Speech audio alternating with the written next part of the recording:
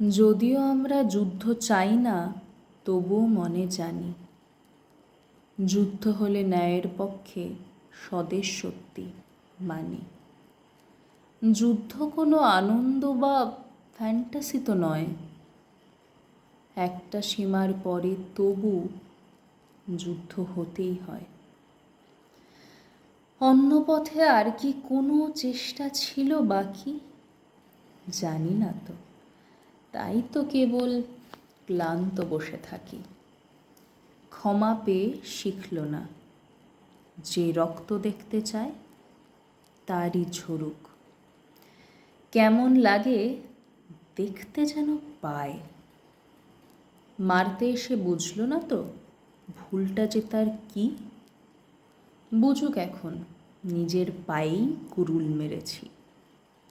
আগুন লাগলো, আমার হাতও পূর্বে জানি আছে, তবু যে অমানুষ জ্বালায় আগুন সে যেন না বাঁচে।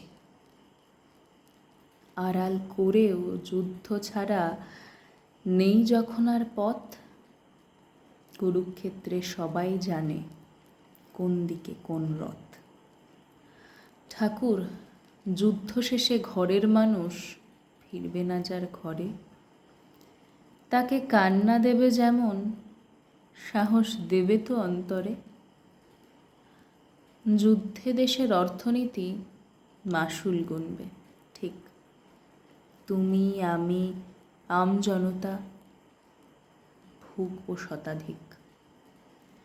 তখন হাতের মুঠোয় হাতটা ধরে সাথে বাঁচার দিন, পকেটে বা হাড়ির চালে সবার শোকে ঋণ।